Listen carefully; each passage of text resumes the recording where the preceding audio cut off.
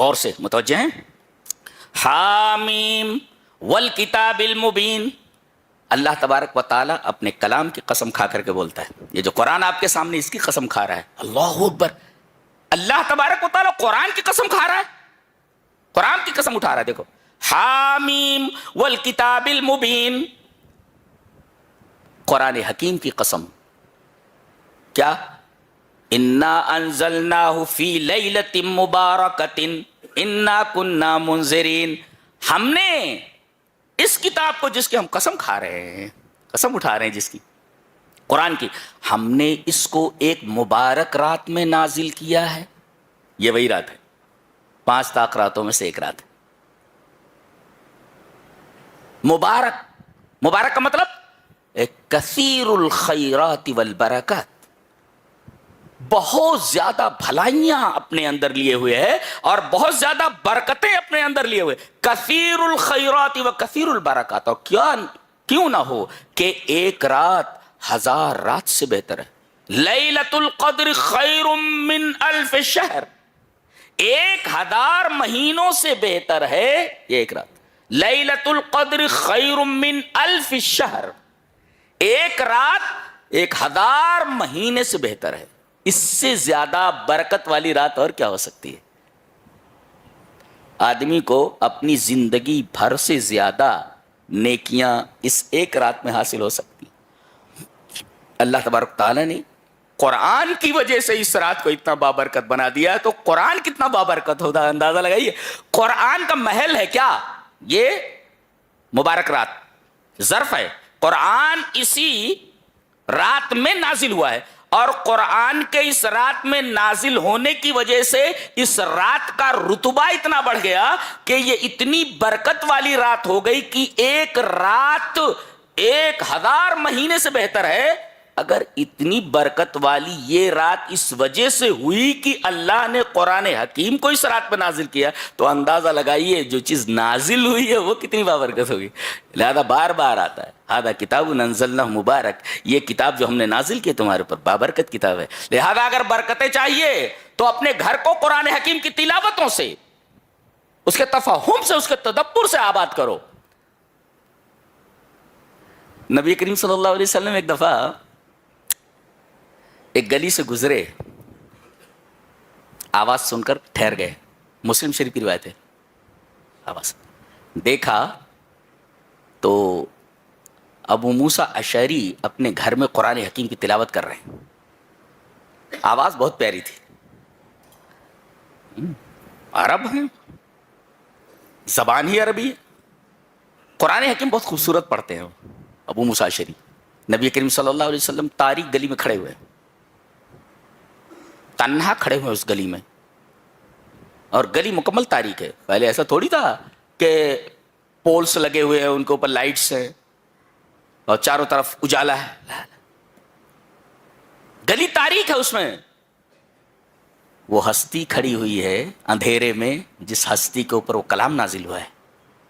اور جب تک ابو موسیٰ اشعری پڑھتے رہے تب تک ہمارا نبی اس تاریک گلی کے اندر کھڑا رہا. اندازہ لگائیے کہ قرآن حکیم کتنی بابرکت کتاب, اور کتنے بابرکت تھے وہ لوگ کہ رات میں ان کے گھروں سے قرآن حکیم کی تلاوت کی آوازیں آتی تھی. تبھی اللہ تبارک تعالیٰ نے پوری دنیا ان کے حوالے کر دی.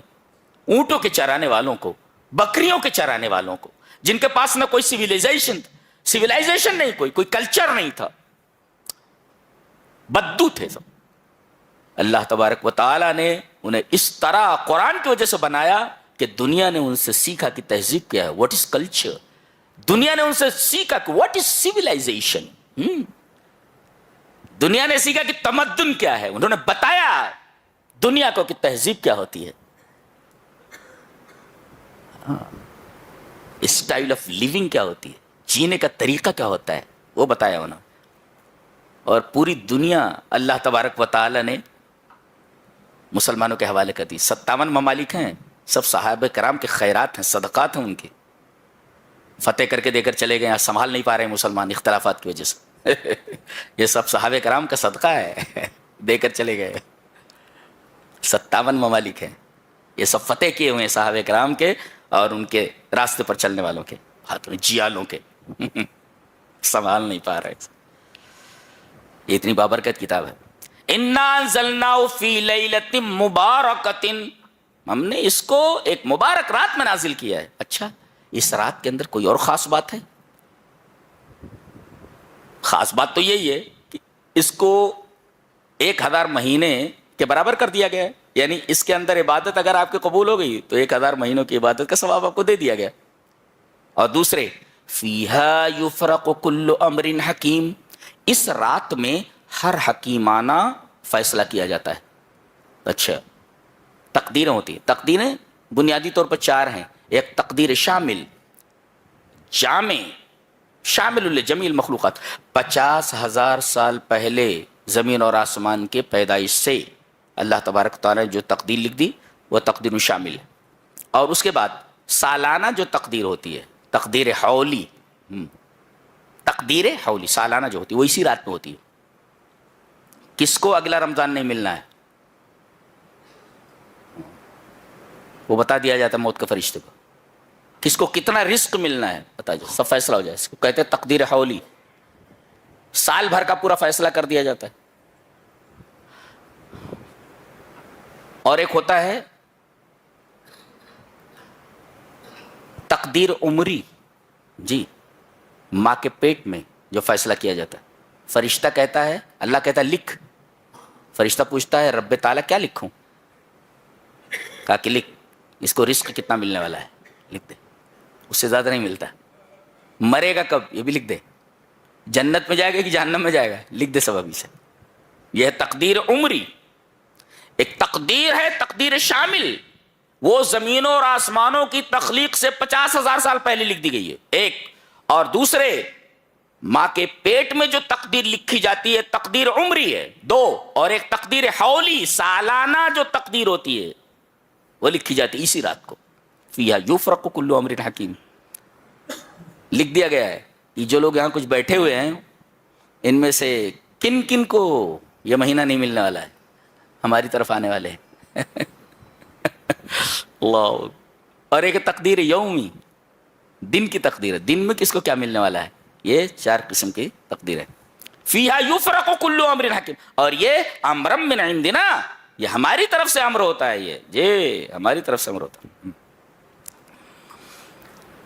उसके बाद एक बड़ी प्यारी बात फरमाई जा रही है। पहले वो लफ्ज देखो कितना खूबसूरत है, फिर उसके बाद बात करते हैं।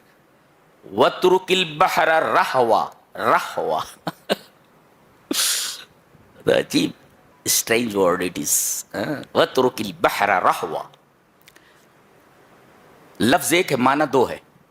रहवा का मतलब होता है जारियन, साकिनन व मुनफरिजन, 2 माना। साकिनन मुनफरिजन क्या मतलब? हजरत मूसा अलैहिस्सलाम को हुक्म हुआ कि असा को दरिया पर मारें, ठीक है। अब जैसे ही आपने असा को दरिया पर मारा, पानी 2 हिस्सों में बट गया और पहाड़ की तरह खड़ा हो गया। पानी पहाड़ बन गया। पानी पत्थर बनता है क्या? अब पानी को पत्थर बना दिया गया, कत्तौदिल अज़ीम, और बीच में रास्ता बन गया, ठीक है, रास्ता बन गया। अब हजरत मूसा अलैहिस्सलाम बनी इसराइल को लेकर इसी रास्ते से उस पार चले गए। अब मूसा की तमन्ना क्या होगी? मूसा की तमन्ना यही थी कि पानी अपनी असली हालत पर आ जाए, एज इट इज हो जाए, है ना, ताकि फिरौन हमारा पीछा करते हुए इसी रास्ते से हमारे ऊपर हमला ना करे। तो तमन्ना क्या थी कि यह रास्ता मिल जाए, एज इट इज हो जाए। अल्लाह ने फरमाया नहीं, ऐसा मत। वत्रुकिल बहरा रहवा, दरिया को ऐसे ही ठहरा हुआ और कुशादगी वाला, यानी जो रास्ता बना हुआ है ये कुशादगी वाला और ठहरा हुआ ऐसे ही रहने दो। इस क्यों? इन्नहुम जुंदुम मुगरकून, फिरौन और उसके लश्कर को हम यहीं डुबोने वाले हैं। ये रहवा का लफ्ज़ बड़ा अजीब गरीब है। रहवा, रहवन ऐसा किनन व मुनफरिजन, ठहरा हुआ और कुशादगी वाला, रास्ता बना हुआ, इसलिए कि रास्ते को ऐसे ही रहने दो और पानी को उसी तरह साकिन रहने दो, ठहरा हुआ, इसलिए कि हम एक इनाम तो कर चुके हैं तुम्हारे ऊपर कि इस रास्ते से तुम्हें हमने गुजार दिया। अब दूसरी नेमत हम यह अता करने वाले हैं कि अपने दुश्मनों को मरते हुए देखो, जिन्होंने बरसों तुम्हारे ऊपर जुल्म किया है। اللہ نے فرمایا انہم جندم مغرقون، راستہ ایسے رہنے دو، ایز اٹ از رہنے دو، اس لیے کہ ہم ان کو ڈبونے والے ہیں، ڈبو دیے گئے سب۔ اور بڑی شان سے فرمایا گیا فما بکت علیہم السماء والارض وما كانوا منظرین، فرعونی پورے کے پورے فرعون سمیت ڈوب کر مر گئے۔ بعد میں بڑی شان سے اللہ تبارک تعالیٰ ارشاد فرماتا ہے کہ اس سے بڑی شان کس کی ہو سکتی ہے کہ ان پر آسمان اور زمین نہیں روئے۔ پتہ یہ چلا کہ کچھ اتنے اچھے لوگ ہوتے ہیں کہ ان کے مرنے کے بعد زمین بھی روتی ہے اور آسمان بھی روتا ہے، اور کچھ اتنے ناپاک اور نالائق قسم کے لوگ ہوتے ہیں، دھرتی کا بوجھ ہوتے ہیں، لوگ کہتے ہیں کم کیوں نہیں ہوتا، ہاں؟ زمین کا بوجھ ہے یہ، کم ہو جانا چاہیے۔